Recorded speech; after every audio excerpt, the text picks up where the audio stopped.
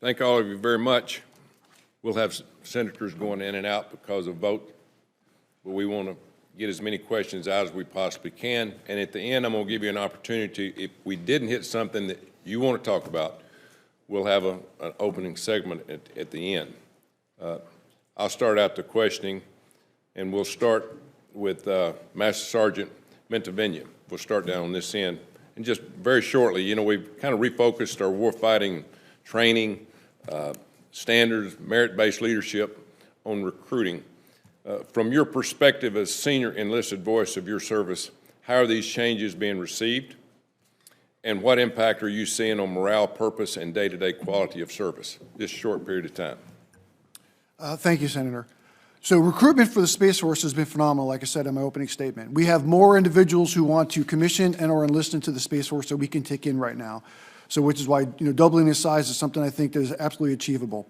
But I think as a mission-focused service, as small as we are, the Guardians absolutely appreciate the fact that we are laser-focused on the threat and the need to provide space superiority for the lethality of the joint force.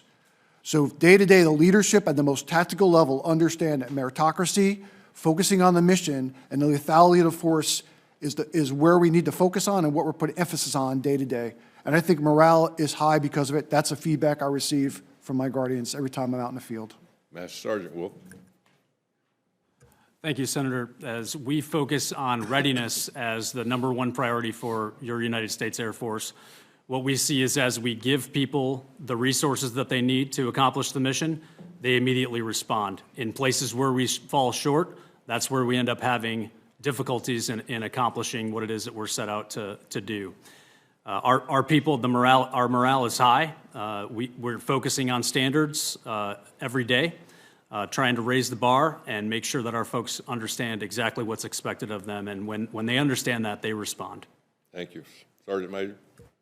Senator, yes, the profession in this service is warfighting, and that's what they do very well, Senator. And I would add to, when a young Marine sees effort, they see an investment. They may not see a brand new barracks being built in their camp, but maybe they see a barracks that is refurbished. Because for most of our Marines, they don't go to an office. They pivot from their barracks room onto the field to do on dangerous things, dangerous training exercises. So to have and to see barracks being refurbished, and that's almost 8,000 Marines that we were able to help because we were able to refurbish 23 buildings, sir. It just does wonders for readiness and definitely retention. Chief Petty Officer. Senator, sailors are happiest when they're on deployment doing the mission. And to something the Sergeant Major of the Army said, they're least happy when I've got them bogged down in administrivia and things don't add to their ability to conduct warfare. And the flip side, and the other thing that detracts from that is the fact that their facilities, barracks, housing are a distraction.